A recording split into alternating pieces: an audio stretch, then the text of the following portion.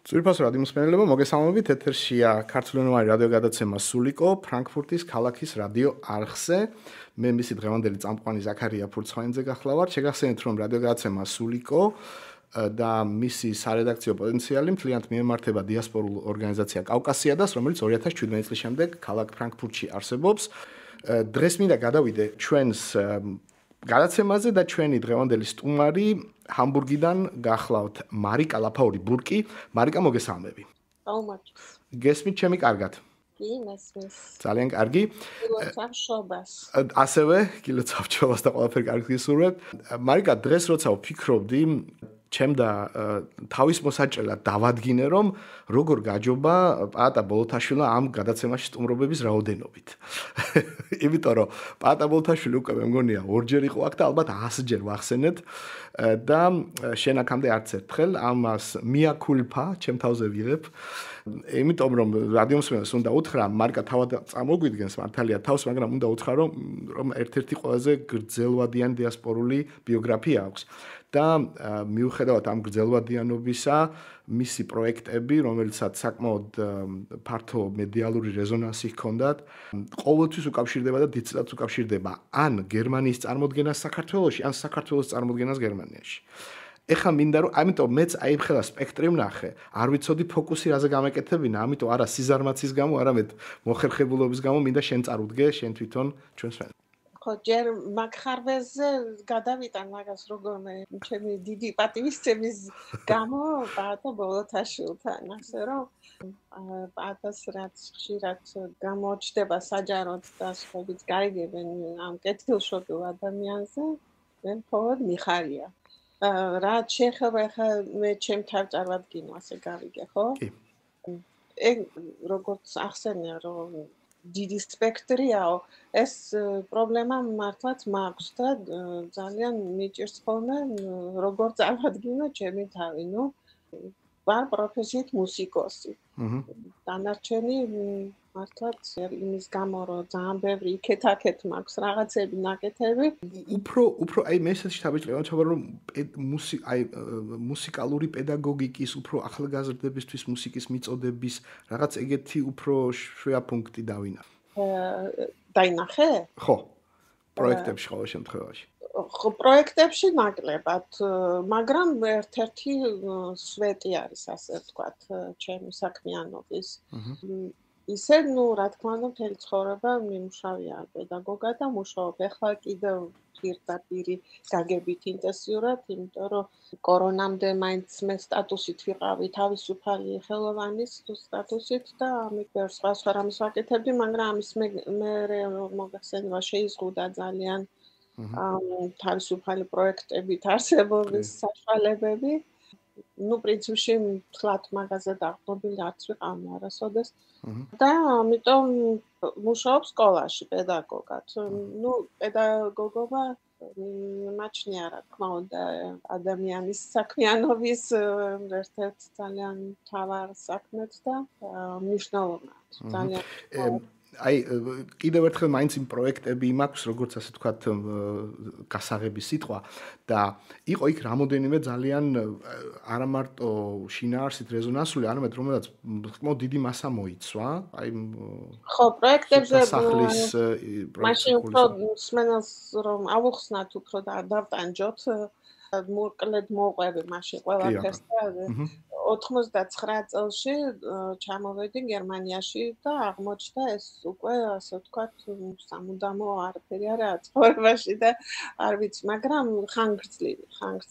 მანამდე ცოტა ხანი კიდევ სწავლობდი ლიტვაში, მე ორღანზე სწავლობდი ასევე და ეს ინსტრუმენტი იყო ჩემი გზა ევროპისაკენ, ჯერ ლიტვაში და მერე იქიდან აქ.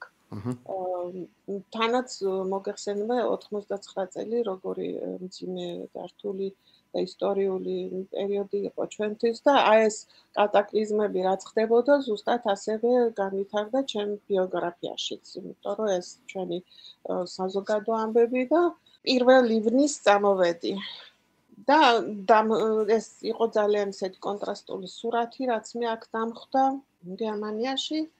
შემდეგ მქონდა მუსიკალურ ასპარეზზე მუშაობის სხვადასხვა კარგი შანსები. რთული გზა იყო, მაგრამ საინტერესო კარგი, აქ შევესწარი ამ კედლის დანგრევას გერმანიაში. მეც რაც შემეძლო როგორც უკვე აქაურმა მოქალაქეებმა მაშინ მივიღე მონაწილეობა და სულ იყო რაღაცნაირ დეფიციტის განცდა, მაშინ იქიდან ჩამოსული ესე რაღაცა ფასკუნჯივით ვიყავი აქ და არ იყო არც კონტაქტი ხო, ინტერნეტი ხო საერთოდ არ იყო და ინფორმაცია ხო საერთოდ არ იყო და თუ იყო რა თქმა უნდა არა ჩვენ სასარგებლოდ და თუ გახსოვს რა ღირდა სატელეფონო ჯიხურიდან საქართველოში 1 წუთი დარეკვა. არ თქვა რაღაც 2.79 თუ რეკავდით მარკად ხო? კი. ნუ მერე ნელ-ნელა გაიარდა ის რაღაცა სხვადასხვა ესენი რო შემოვიდა. ბარათები რო შემოვიდა გადასაფრთხე კი. ბარათები და მერე რაღაცა ესენი იყო კოდები, იყო კიდე სხვადასხვა კომპანიების შემოთავაზებები და გაიარდა ნელ-ნელა, მაგრამ ნუ ყოველი დარეკვა რაღაცა დიდი ამბავი იყო და რა თქმა უნდა მაშინ წერილებს წერდით, ესეც ერთი კარგი იყო. სხვა შორის არც ერთი წერილი არ მაქვს გადაგდებული, რაც მიღებული მაქვს და წლების მიხედვით მაქვს აკინძული ორტომეულად. ხო, საინტერესო ახალ ქართულზე დატა არის. ხო. საანალიზოდ. ხო. და მე ნუ აი ეს დეფიციტი იმის გამო რომ თქვათ მე კონცერტები მქონდა და იქ მე სულ ვინაო საქართველოდანაო და რაღაცა აი სულ მიწევდა კონცერტის მერე ლექცია. ასე იყო ჩემი ცხოვრება. და მე ეს გადაიზარდა იმაში რომ მივედი მაზრამდე ნუ ხო მიწევდა კიდე რაღაცების მერე დამატების ჩატარება უბრალოდ პატიჟებდნენ ხოლმე ამ მიზნითაც.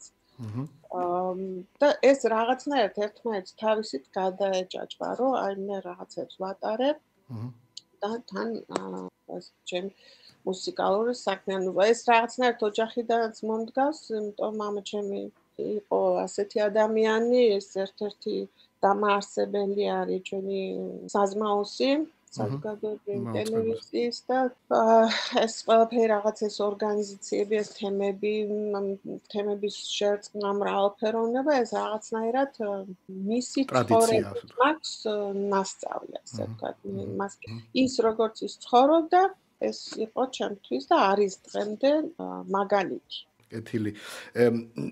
რახან საზმაოზე ჩამოვარდა საუბარი, მოდი გერმანიის საზმაოში, მე მგონია 10 რიცხვში გადის შენი გადაცემა. Deutsche Welle-ზე, ხო? არა, Deutschlandfunk Kultur. Deutschlandfunk Kulturაზე. აბა მოგვიყევი მაგაზე ცოტა დეტალურად. ხო, ესეც, ნუ აი რაღაცა ჩემ პროექტული საქმიანობის შედეგი გახდა ერთხელაც, იმიტომ რომ ადრე ყველგან შემქონდა ხოლმე რაღაცა პროექტები. რაღაცა გამიმართლა მან და ძალიან კარგი რედაქტორი შემხვდა და ქართული თემა მქონდა ის, რაც შევიტანე. საქართველოს ოპერის თეატრზე სათაურიც მე მომწონს როგორც ერთხა ამას, იმიტომ რომ ერთი ოპერის ისტორია ევროპის განაპირას. ოკეი. ამრანდე ევროპას. ამრანდე ევროპას. ხო და ეს სათაური რა თქმა უნდა დღევანდელ მობაშიც ჩვენთვის ასევე აქტუალურია, იმიტომ რომ ჩვენ ვართ ევროპის ფორპოსტი და განაპირა და ნუ მოკეთ ამ გადაცემამ მაშინ დიდი წარმატებით ჩაიარა, ისე რომ მე ამის შემდეგ დავრჩი ავტორად მათთან. და იმის გამო რომ ესე ნუ მუსიკის რედაქციაშია ეს ყველაფერი და ფელეტონებს ვაკეთებ, ახლა მე მაგითი რა თქმა უნდა არ ვარსებობ, მაგრამ ამის საფუძველზე ვარ გერმანიის ჟურნალისტთა კავშირის წევრიც და ხშირად არა, მაგრამ ყოველ ჯერზე იმ თემებს, რასაც ვთავაზობ ხოლმე, ყოველთვის მე რაღაცას ვაკეთებ. მაგრამ აი ეს ამ გადაცემის მონაცემები რა არის? აი საათი რო გითხრა და არხი გითხრა სადგავა. ხო, Deutschlandfunk Kultur და 22 საათიდან 03 ესე იქ რაღაც 3 წუთი. 10 იანვარს, სწორია? ხო, 10 იანვარს და ეხლა ამჯერად საქართველოსთან დაკავშირებული თემა არ არის. ეხება გერმანიაში მრავალსაუკუნოვან ტრადიციას მუსიკალური ინსტრუმენტების მშენებლობა. მუსიკინკელ არის. თვითონ ეს ისტორიაც ჩვენთვის სად საინტერესოა რა თქმა უნდა და რელევანტური აი ეს იგი როგორ ხდება ხალხთა კულტურების შერწყმა, როგორ ხდება ცოდნის ტრანსფორმირება, იმიტომ რომ ეს თავიდან გერმანული არ იყო, ჩეხური იყო. როგორ მოხდა ეს 30 წლიანი ომის მერე იყო და რელიგიის გამო ესე იგი ამ ცოდნის გატანა გარეთ პროტესტანტულ გერმანიაში და სადაც მერე კონსტანტურად ესე იგი აი დღემდე არის ეს ხელოსნობა და ეს ცოდნა კონსერვირებული, განვითარებული, რა თქმა უნდა, მთელი თავის ისტორიიდან გედერის დაშლით და მერე ამ ფირმების და ესე იგი მერე აქ ასეთი კონცენტრაციით დან როგორ ხდება მთელ მსოფლიოში ამ ცოდნის გატანა, ისე რომ მარტინ გიტარს თუ რა ვიცი რაც გინდათ ახსენეთ, მთელ მსოფლიოში ამერიკაში განსაკუთრებით რაც არის დღევანდელი კომპანიები, ყველა საფუძველი არის აქედან. ამ ეგრეთ წოდებული მუსიკ ვინკელიდან. და გადაცემაც ამას ეძღვნება. ხო, გადაცემაც ამას ეძღვნება და სამსათვის ვიყავი ორჯერ ჩასული და ასე შემდეგ. საინტერესოა. მოკლედ ჩვენ მსმენელებსაც უთხრათ, რომ 10 იანვარს 22 საათსა და 3 წუთზე Deutschlandfunk Kulturაზე შეუძლიათ მოისმინონ მარიკა ლაფაური-ბურგის გადაცემა. საავტორო, ხო? ესე იქნება. კაია, მოკლედ, მოდი ახლა რაზეც მინდოდა საუბარი და რაზეც ყველას, ასე ვთქვათ, მე მგონია უპირველესად ფსურს, რომ გავცვალოთ აზრები განსაკუთრებით დიასპორაში. შესავალ კითხვა რითმედა დავიწყო, უკავშირდება შენს ბიოგრაფიას. სტივ ჯონსი, ჩვენი ისტორიკოსი, ჩვენი იმიტომ ვამბობ, რომ ძალიან კარგად ისწრებს საქართველოს განსაკუთრებით მე-19 საუკუნის ისტორიას. ბოლო პერიოდში თავის ინტერვიუში რაღაცნაირად კონტექსტუალიზირებას უკეთებდა იმას, რაც საქართველოში დღეს ხდება. და მოიტანა ძალიან ისეთი მძიმე ისტორიული, ასე ვთქვათ, თარიღები, როგორც არის დიდგორი ბრწანისი, 22 წლის შეთქმულება, 9 აპრილი და თქვა, რომ მსგავსი ფორმატის და მსგავსი მასშტაბის მოვლენებთან გვაქვს ახლა საქართველოში საქმე. ანუ decisive, ანუ გადამწყვეტი მოვლენებია, რომლის აქეთ მიდის გზა, აქეთ გზა გამყოფი. აი, შენი გადმოსახედიდან 99 წლიდან დღემდე და იმ ევოლუციის, რაც საქართველოს გაიარა და ქართულ საზოგადოებამ, ხო არ შეგიძლია გააკეთო ასევე შენი რაკურსიდან კონტექსტუალიზირება იმ მოვლენების ხარისხისა და მასშტაბისა, რაც ახლა თბილისში ხდება. ჩემთვის ნათელი რომ კითხვა ძალიან აბსტრაქტულია, მაგრამ შეგიძლია დააკონკრეტო შენი გემოვნებით. ხო, ეს მე უფრო მეტსაც ვიტყოდი კიდევ ეგრევე და ამ ყველაფერს აქვს რაღაცა მითოლოგიური მასშტაბი ჩემთვის მიღებული. ეს უბრალოდ რაღაცა გადამწყვეტი და ისტორიული ნაბიჯი არ არის, აი თითქოს მთელი ლეგენდები და მითოსიც გაცოცხლებული არა მარტო ჩვენი სხვათა შორის, მე ასე ვხედავ ყოველ შემთხვევაში და აი ყოველდღიურობაში შემოვიდა ეს ყველაფერი ამ პროტესტების სახით, თავიდანვე ვიტყვი, რომ რა თქმა უნდა ვუერთდები ყველა იმ მოთხოვნას, რაც დგას ახლა დღის წესრიგში, ეს ორი კონკრეტული მოთხოვნა, არჩევნები და დაპატიმრებლების განთავისუფლება. აი დიასპორული სახით ესე ვიტყოდი, რომ ძალიან ძნელი არ ვიცი შე როგორ, მაგრამ ძალიან ძნელია ამ ჩვენი მიმდინარე პროცესების აღწერა. კარგი გამოდის ამდენი ხალხი, ამდენი დღე, პროტესტი არის, მაგრამ აი ეს შეგრძნებები კიდევ თან ამასთან რაც ახლავს. საკმარისად ჩვენ ამას ვერ ავღწერთ, მხოლოდ აი ამ სურათების ჩვენებით. ეს არის ჩვენი დიასპორული რაღაცნაირი ბედისწერა და სირთულე, რომ ჩვენ რასაც ისედაც შევიგრძნობთ, აი ამ ერთად ყოფნით, აი რა ხდება ჩვენს თავს და რატომ არის ეს ასეთი ეგზისტენციალური და ეს ყველაფერი. ამისი მხოლოდ ამ ახალი ამბების სურათებით აღწერა ძალიან რთულია. თუმცა საკმარისია პოლიტიკურად ჩემი აზრით. პოლიტიკურად ეს საკმარისია, იმიტომ რომ არჩევნები გაყავთ და ამდენი ხალხი უკმაყოფილოა, ჯერთი როგორი ფორმით ხდება პროტესტი ჩვენთან. ეს ხო მართლაც ემით აღწერელია და ასეთი რამე არსად. რას გულისხმობ? აი ეს რომ რაღაცნაირი სიმხიარული ახლავს აი ამ პროტესტს. სილაღე. ხო, ეს სილაღე ეს ძალიან უჩვეულო ჩვენთვის კი არ არის, მაგრამ აი ამ კონტექსტში როგორც ბრძოლა მართლაც თითქოს ცოტა ხა არ მინდა გადაჭარბებება, მაგრამ უნდა გადააჭარბე. ხო, აი რაღაცა ზებუნებრივობასთან არის ეს კავშირში, აი რაღაცა ისიც არის იაპონური ლეგენდა ერთის მზერო იმაში გამოქვაბულში დამალული, გაბრაზებული და არ გამოდის და ქვეყანა ჩამობნელებულია და ხალხი მიდის და ხიარულება იმის შესასვლელთან იქა და ბოლოს ნომის მოყარება გაახიძება და გამოვა და განათდება ეს ქვეყანა. საინტერესოა. ხო, რაღაც ამდაგვარი, ან თუნდაც ეს ჩვენი ლეგენდა ამაზე დავწერე კიდევაც მეც და მე სხვებმაც თანაც ნახე ეს აზრი, მარტო არ გამჩენია ესე იგი, რომ გაცოცხლებულია ფაქტიურად ეს ჩვენი ლეგენდა, რომ მერტმა რომ მიწა დაარიგა და თვითონ დაიტოვა ეს 64 და ეს ჩვენი ბედოლათები რომ ქეებს გადაყვნენ და მე სიმღერით გამოსთხოვეს ღმერთს ხო რომ დაეთმო მისთვის ეს 64 ეს ძალიან მნიშვნელოვანი მომენტია და როგორ აღნიშნავ ამას ეს არის რთული არა გვაქვს სიტყვიერად მხოლოდ აი ამ შეგრძნებების აღნიშნის საშუალება ყოველ შემთხვევაში მithumetes რომ ეს იმე გერმანელებსაც გააგებია მაგა აი ნახე მოდი ერთ რაღაცას გავიხსენებ რაღაც პერიოდში მუსიკათმცოდნეს გერმანიაში ვეკითხებოდი ტექნომუსიკის თაობაზე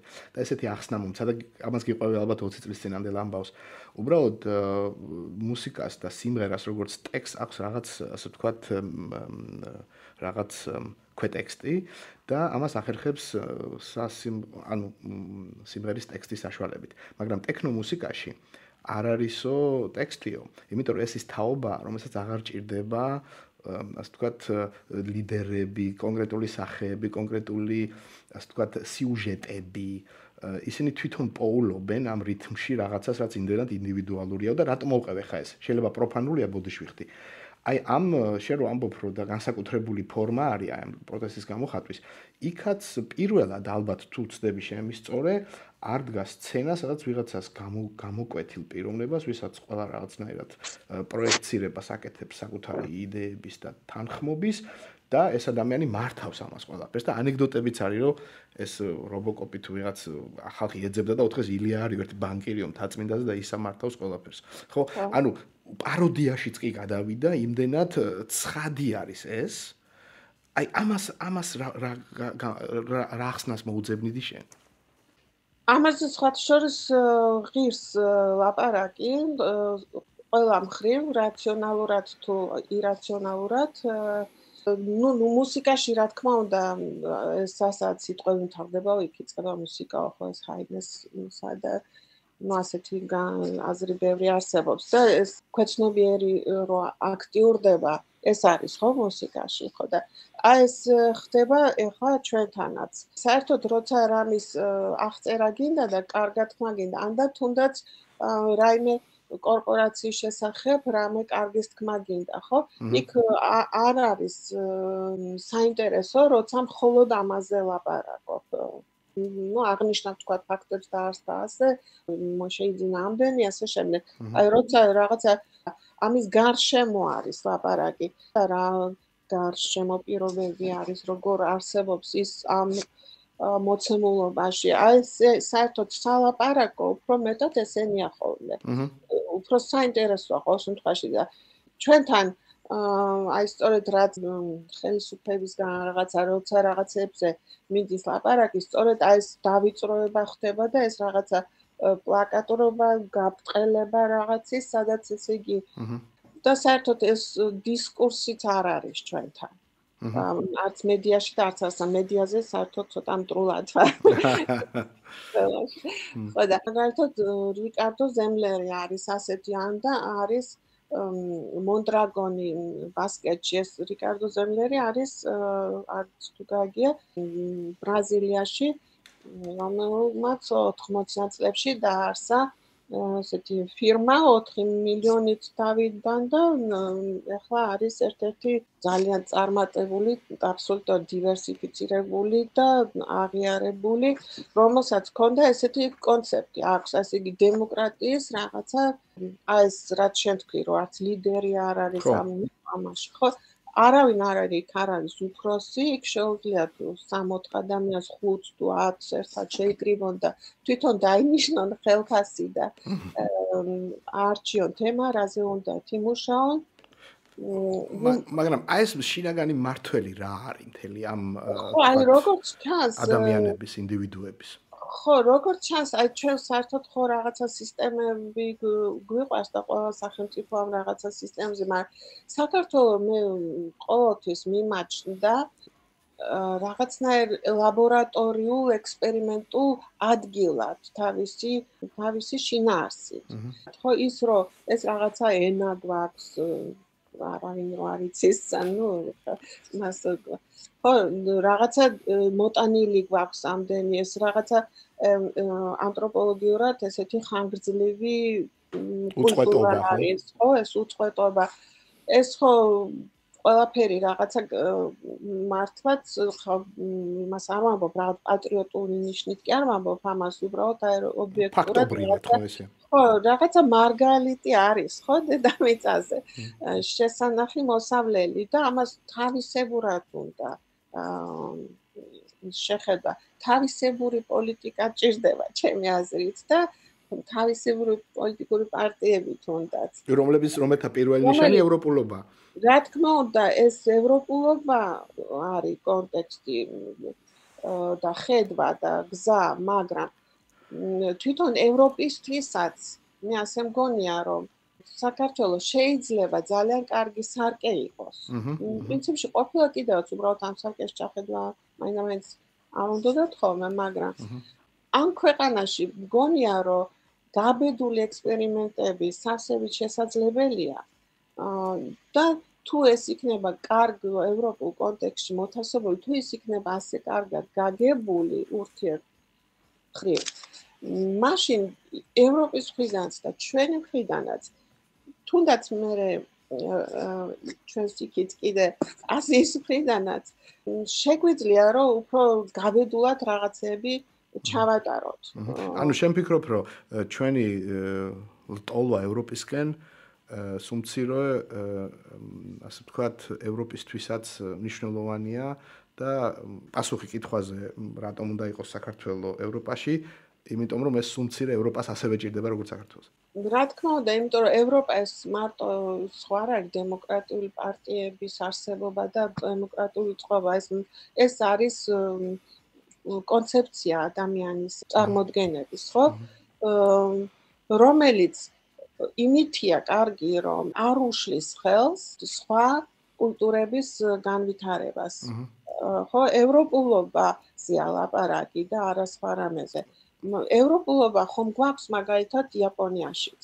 ხო, იაპონია ხო სხვა ქვეყანა არის, მაგრამ ეს ევროპულობა, რასაც ჩვენ გულისხმობთ, ესე იგი სოციალური ყოფა, დემოკრატიული პარტიები, ნდობის ხარისხი ამ ყველაფერთან, არჩევითობა, ადამიანის უფლებები, რა თქმა უნდა, ჰუმანური მოპყრობა.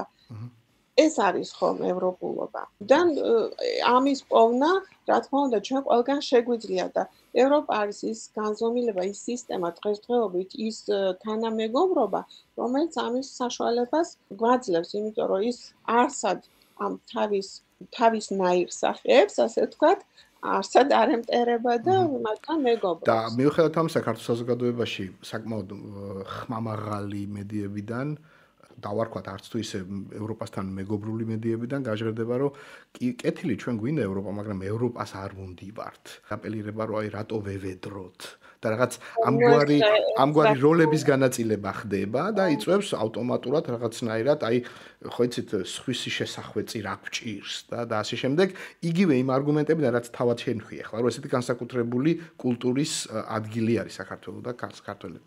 ნუ ეს შიშები თუ წარმოდგენები არის აბსურდული და ძალიან საცოდაობა არის ამ აზროვნებაში ჩავარდნა. ამაში დიდი წვლილი მიუძღვის ჩვენს მედიასაც, რომელსაც აკრიტიკებ. ხო, რომელსაც აკრიტიკებ.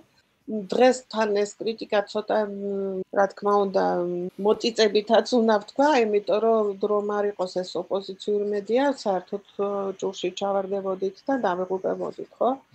რა თქმა უნდა, ამისთვის მათ დიდი მადლობა ამ გაწეული მუშაობისთვის და თავდადებისთვის ნამდვილად ამ გაზებში რა სიარული და ეს ყველაფერი რაც მაგათმა ხა გააკეთეს ეს და ამის არ აღიარება არაფერთან შეიძლება, მაგრამ ამის პარალელურად აუცილებლად ეს სურვილი უნდა გქონდეს ჩვენ ყველას თვითონ მათ პირველ რიგში, რომ გავაუმჯობესოთ, იმიტომ რომ მედიის გარეშე ჩვენი მთელი სამყარო მედიალური გახდა დღესდღეობით და ეს არის ძალიან დიდი იარაღი. მაგრამ ერთი კითხვა მინდა დაგისვა, იმიტომ რომ რახან ასე კონკრეტულად ამ თემაზე საუბრობთ. თუ შეგიძლია უთხრა ჩვენ მსმენელს საინფორმაციო წყაროების შერჩევისას, როცა შენ თვითონ ეძებ წყაროს რაღაც ფაქტისთვის. გითხარი პირველი 3 მთავარი ამოსავალი კრიტერიუმი, რაც შენთვის სერიოზულ საინფორმაციო წყაროს გამოარჩევს არასერიოზული ან საკმაოდ ესეთი ცუდი რეპუტაციის მქონე საინფორმაციო საშუალებისგან, წყაროსგან. როგორ არჩევ წყაროებს შენი თავის ინფორმირებისთვის? ხო, წყაროებს არჩევ, ხა მე საბჭოთა იმაში ვარ გაზრდილი, ხო, ჩვენ ნამეცადინები ვიყავით, საერთოდ ტრიქონებს შუა უნდა გაგვეგო რამე და მაშინ კიდე საბჭოთა დროს, რასაც წაიკითხავდი, ის აუცილებლად უგუღმა უნდა გაგიგო და თან კიდე რაღაცები უნდა დაფიქრებულიყავი და მაშინ თუ გაიგებდი რამეს, ანუ ეს რაღაცა ჩადებული გვაქვს ყოველდღეს ჩემ თავს ადამიანებს. რომ არც ერთ წყაროს საბოლოოდ არ ენდო.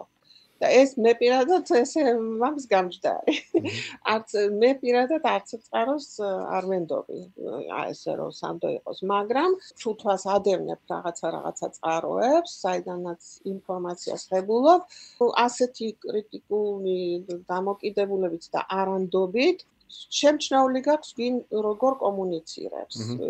ვისი სარედაქციო პოლიტიკა, ასე ვთქვათ, როგორია. და ამის მიხედვით შეგიძლია ადამიანს თუ სურვილი გაქვს და ინტერესი, პრინციპში შესაძლებელია გამოიტანოს საშენო აზრი და სწორი ინფორმაცია. ანუ სარედაქციო პოლიტიკა არის ძალიან მნიშვნელოვანი, ის ძალიან მოქმედებს საზოგადოებას. აი მაგალითად თუ შენ ახლა მრავალენოვანი ხარ, აი თუ არის შენთვის დაუსვათ, როცა იტყოდი რომ იცი რა, მოდი აი ამენას იმ თავითვე გამოვრიცხავ როგორც სერიოზულ სიტყვაზე. თუ გაქვს ეგეთი მithქობა, თუ ესე ფაუშალ არ უყურებ.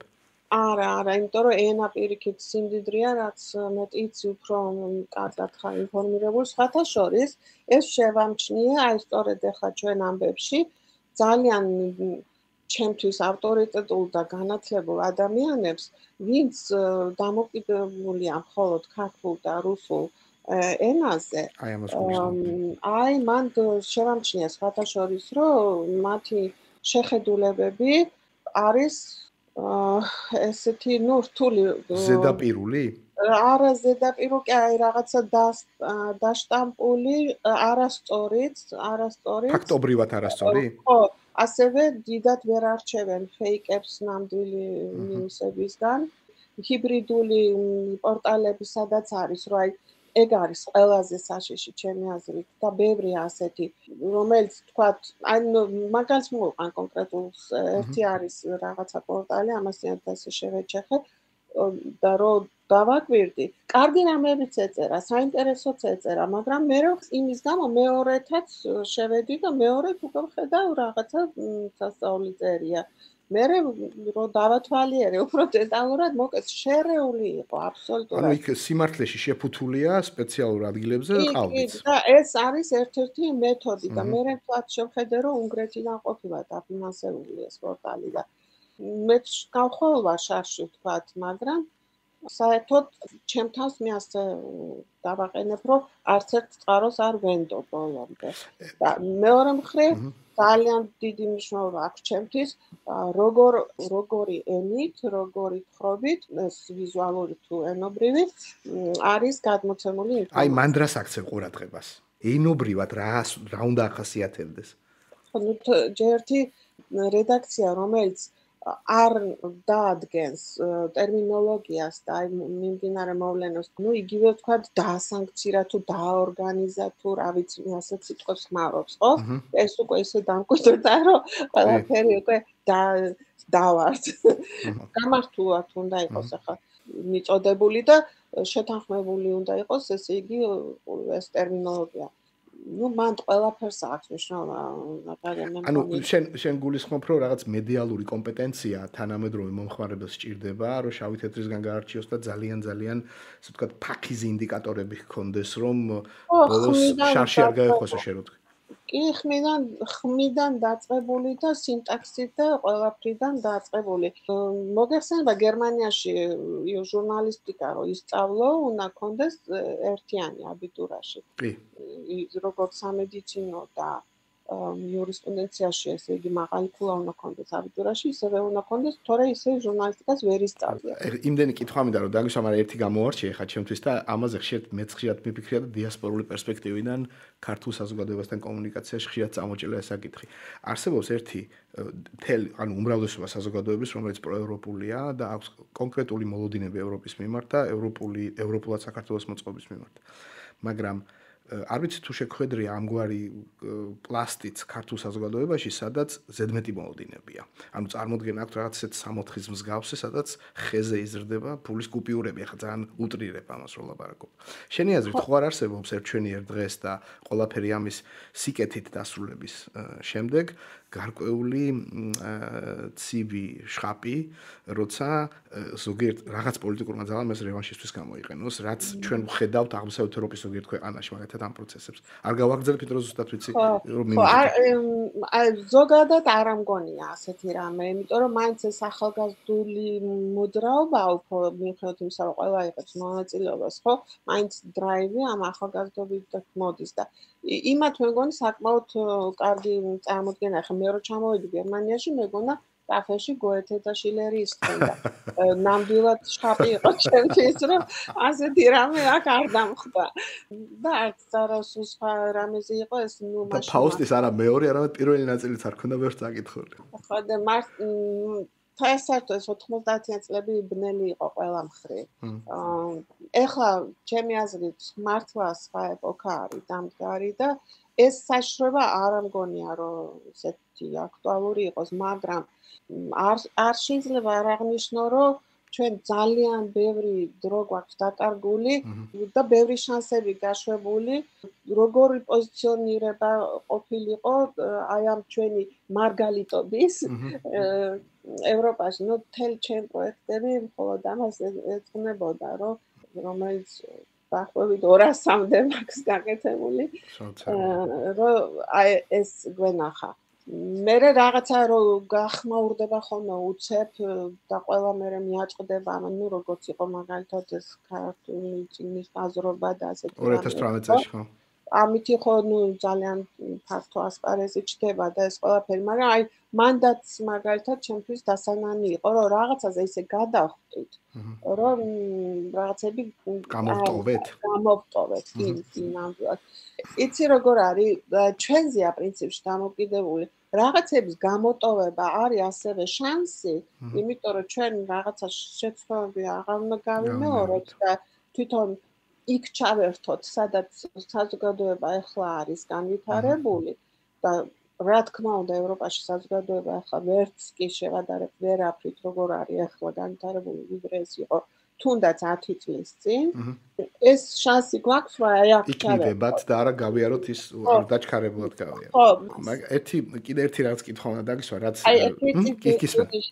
ამასთან დაკავშირებით სწორედ ამასთან დაკავშირებით აი თუ ჩვენ აქტიურ დღის პოლიტიკას დავუბრუნდებით, მინდა სალომე ზურაბიშვილის ფიგურა აღნიშნო, იმიტომ რომ მას აქვს სწორედ ეს უნარი და კვალიფიკაცია, როდესაც მას შეუძლია ევროპელებს იმ დღის პოლიტიკიდან გამომდინარე და საზოგადოების ცნობიერებიდან გამომდინარე იქ იმ სიტყვებით, იმ სინტაქსით, იმ წინადადებებით ელაპარაკოს, რომლითაც ის ამათ აგებინებს. ამიტომ დღესდღეობით ვთვლი, რომ საუნე ზურაბიშვილი მართლა მიაქვს რუსთაველის ხმა ევროპელებამდე ამის თქმა. ხო, აი საჭირო, სწორი და მნიშვნელოვანი რამ ხრი ვიცი, რომ აი რაღაცნაირად დროში დამთხევი მოხდა, რომ ის არის ახლა ამ ადგილას. ვერც ერთი სხვა პოლიტიკოსი მიხედავთ ამინ არამ დავაკნინო და არც თქვა სალომეს ის შექმნა, რომ აი ეს შეუცდომელი და ასეთი რაღაცა ფიგურა არის, მაგრამ იმაჩნია, რომ მას აქვს უნარი და კვალიფიკაცია აი ამ ენის დამხევის. დასაგებია. ხო. საერთოდ აი ეს რაღაცა სინქრონული მომენტები არის ყოველთვის მნიშვნელოვანი. მაგრამ აი რაღაცნაირად აგრძელებს იმას, რაც მანამდე გკითხე, რომ რეალურად გამოდის, რომ ეს ხმა რაღაც ბუნებრივი წესით ხალიფდება სათქმელი ქართველი საზოგადოების რუსთაველზე, მაგრამ მიმტანი, როგორც პოლიტიკური ფიგურა, მაღალი კლასის პოლიტიკური ფიგურა, ამ შემთხვევაში სალომე ზურაბიშვილი, საჭიროა იმისთვის, რომ რაღაცა ცარიელი ზლოტი დაკავდეს, რომ რაღაცნაირად რუპორი მაინც არსებობდეს მომტანი ამ ხმისა. კი და აი აქ ისე მაინც მედიას დავუბრუნდები ჩვენსაც რა, რომ აი რაღაცის გაღვივება ასეთი, რომ აი ეს ევროპა ასე და ეს რაღაც ეს პლაკატური ენა საერთოდ რაც არის გამოყენებული აქედან უნდა გადავიდეთ სხვა ლიანდაგზე აუცილებლად რაც მალე უკეთესი ყველაფერს ეხება ეს დაწყებული თვითონ გადაცემების ქუდიდან მე თვითონ ეს დისკურსები ხო გამოჩნდა რომ ამდენი არაჩვეულებრივი ადამიანი ყოლია თურმე მე სიმართლე ვთქვა ჩემი ნიჰილისტურიდან ფაზიდან გამოვდივარ ახლა გამომიყვანა ყველაფერმა იმიტომ რომ უკვე არც მეგონა რომ ასეთი ჯგუფები ადამიანების ასეთი შეიძლებოდა რომ თავმოყრილიყო ამ რაღაცნაირად ну ვეღარ ხედავდი თითქოს ამას და თვითონ ამ ჩემ პროექტების მსვლელობით რაც საქართველოს პროექტებს ეხება მაგალითად გამოცდილებები მივიღე მან გამიჩინა ესეთი დამოკიდებულება და მით უმეტეს გახარებული ვარ სხვებთან ერთად როცა ახლა ამას ხედავ ეს ადამიანები ახლა მათ საშუალება უნდა ჰქონდეთ რომ ისინი აი რაღაცა იდეების ოთახში ასე ვთქვათ ერთმანეთს ხვდებოდნენ და ელაპარაკებოდნენ არა მხოლოდ ეს Facebook-ი და ასეთი რაღაცეები აქ მედიის როლი როგორც ვამბობ არის ძალიან დიდი მაგრამ ამის გარდა უნდა შეიქმნას ასეთი და სხვათა შორის რა თქმა უნდა კონკრეტულ ნაბიჯებზე და გამოსავლებზე ყველა ლაპარაკობს და ყველა ფიქრობს და ასე შემდეგ მაგრამ როგორც თქვი აი გარშემო და სულ სხვა რამეებზე ლაპარაკიც კი და კომუნიკაცია არის ძალიან მნიშვნელოვანი. რაღაცა სხვა იდეების დანახვა, წარსულის თუ დღევანდელი, იმიტომ რომ ჩვენი სამყარო ეს პოსტმოდერნული დღევანდელი სამყარო სწორედ ეს არის, რომ აღარ არის საზღვარი წარსულსა და მომავალ შორის. აი ეს მასშტაბურობა, რომელიც აი იმას დაუბრუნდები შე რო თქვი, რომ ადამიანებს ეს ევროპა ასეთი გონიათ, ის რომ ეს LGBT-ზე რო ეშინიათ და აი ხო და ასე შემდეგ ხო ასეთ ადამიანებს სწორედ ეგ აქვთ რომ მასშტაბურობის დანახვის საშუალება მათ არ მისცეს მე ვერ ვიტყოდი რომ ყველა ეს ადამიანი ვერ აზროვნებს და მას აზროვნება არ შეუძლია მაგრამ მათ ძალიან დაუვიწროვეს ეს სივრცე მარიკა ცოტა ესეთი ბოლოსკენ მივდივართ რაღაც 3 წუთი გადაგჭა განსხვავების მომენტი მაგრამ ერთი ძალიან უმადური რამი და გთხოვო თუ შეგიძლია მოკლევადიანში არა მაგრამ აი საშუალოვადიან პერსპექტივაში რაიმე პროგნოზი წარმოისახო რა გველოდება წინ მე საქართველოში 2 კვირის წინ ვიყავი და გავიგონე ეს ფრაზა რომ ალბათ არჩევნებს მოგვიგდებენ იყო ესეთი ფრაზა და ეს ჩამრჩა ესე გონებაში შენ რას ფიქრობ ძალიან ძნელი ახლა ჩემ მხრიდან იმოდენა ხალხი თავს ცხელებს რა იქნებაო და მე მაინც ამ ოპტიმისტურ იმას მინდა შევუერთდე რომ უბრალოდ ჩვენ არაფრის სხვა შანსი არ გვაქვს თუ არა ან გამარჯვება ძალიან რთული იქნება ეს ყველაფერი შემდგომ მე მგონია რომ ამ არჩევნებს ჩვენ კი მივახცევ აუცილებლად მაგრამ აი ამ გამოცდილების აი ამ სპირით ხო აი ამ იმის შენარჩუნება ამ სულიერი მდგომარეობის ამ ენთუზიაზმის აი ეს ყველაფერი შემდეგ დროში მე ძალიან ბევრი კიდე განსაცდელები და მოსაგვარებელი პრობლემები გვექნება.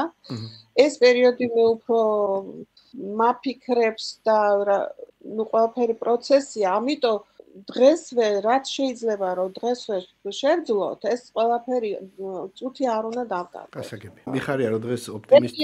თუ შეიძლება დავაბოლოებდი რომ ამაზე გამოვტოვე რაღაც კი არ მინდოდა, მაგრამ ეს ჩემი საქართველოსთვის მთავარი პროექტი რაც მქონდა და ეხლა ამ წუთას გაჩერებული მაქვს არ მინდა რომ მოკვდა, იმიტომ რომ მე თვითონ მოკვდები ამით.